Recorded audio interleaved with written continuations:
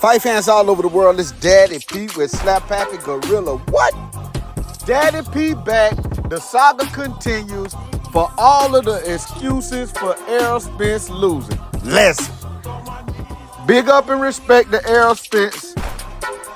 I gotta say that first because I do like Errol Spence, man. Look, and I think it's a bad look that everybody coming up with all this stuff, man. And there's a lot of it is the fans. If the man has something going on, hey, that it is what it is. The thing is, some of these excuses getting a little out of hand, man. People talking about Crawford had loaded gloves. He was on PEDs. Listen, man, listen. These sanctioning bodies have testing in place, first of all. Second of all, the opposing team has the opportunity to sit and watch the hands being wrapped.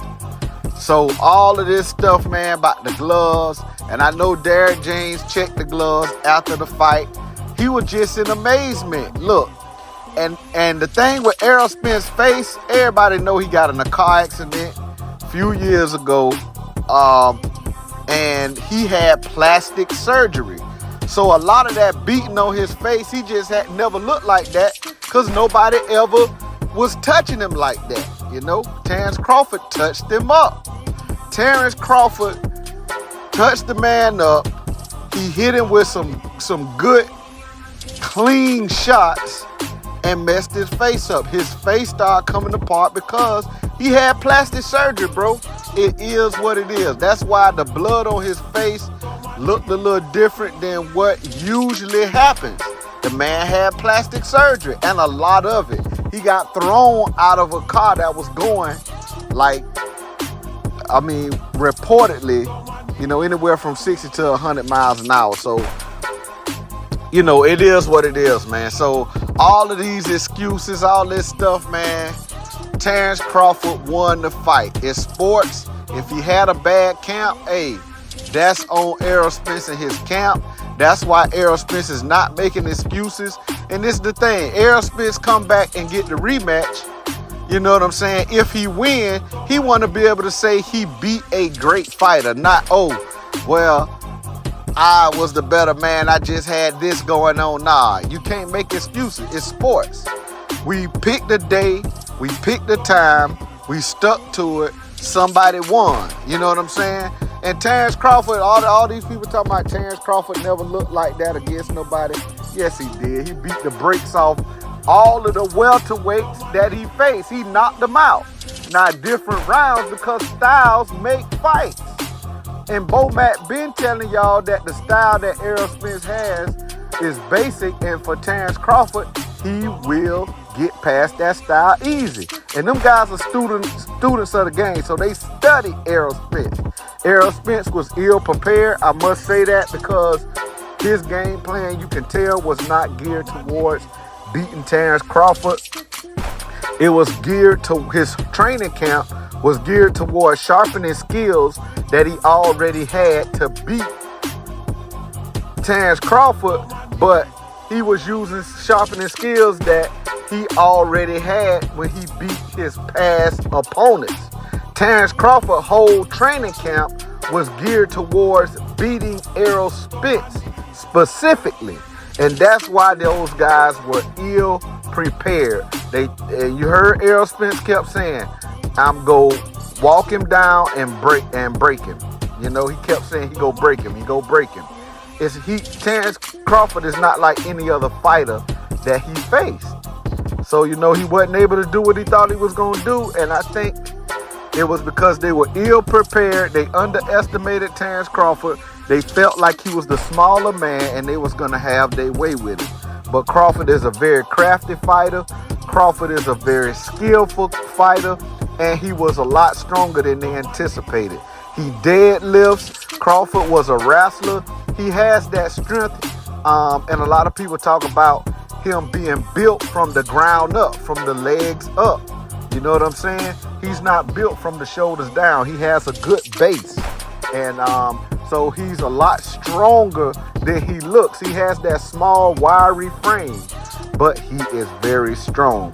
So, man, all of these excuses, man, Errol Spence fans, you are doing Errol Spence a disservice by these excuses, because if Errol Spence come back, if you diminish Terence Crawford's skills and say, man, Terence Crawford is not as good as everybody say he is, Errol Spence just had an off night.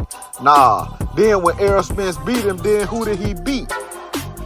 You know, so you got to give Crawford his props and say, hey, he's a great fighter. So if Errol Spence come back, they move to a different weight class and have a rematch. If Errol Spence wins, he can now say, yes, I beat Crawford, a great fighter. So stop diminishing the skills of Crawford and start realizing that sports is sports. You pick a day, you pick a time. Both guys have training camps. You know what I'm saying? He wanted to be undisputed at 147. If 147 weight drains him, then so be it. That's sports. That's the sport of boxing. He's not the first boxer that had to melt down to a weight that's smaller than what he walks around at. All of these boxers have to do it if they're not heavyweights, you know? So it is what it is. They signed a contract to fight for undisputed at 147. Both guys had to make the weight. Hey, it happened on July the 29th, and Terence Crawford won. End of story. Now, if they get the rematch, that is what it is. You know what I'm saying? Maybe he'll come in more prepared, and maybe he can make the 154 limit. If they have it at 154, maybe he'll be a little more healthy. I want to see the rematch with a healthy Errol Spence. You know what I'm saying? But hey, y'all got to look at it. Errol Spence got a lot of work to do. He needs to work on not overreaching. He's done that in past fights. Other people just couldn't exploit it. Terence Crawford was fast enough to exploit that. He overreaches sometimes when he punches. He overcommits. And also he is very susceptible to the counter because Terence Crawford is a lot quicker than him. You know, and you know, so Errol Spence is going to have to work on a lot of things in order to win the rematch. And that's what his camp needs to worry about. Not worry about, oh, we had a bad camp last time. Everything bad that could happen, happened. We had a rib injury. We had this. We had that. Well, if he didn't want to step into the ring, they should have postponed the fight. But hey, Terence Crawford had a training camp too. You know what I'm saying? Terence Crawford had to make 147 too. Terence Crawford had the same amount of time that Errol Spence had to get ready for the fight. So, I mean, whatever it is whatever it is. They just came in much more prepared to fight Errol Spence and not just a fighter.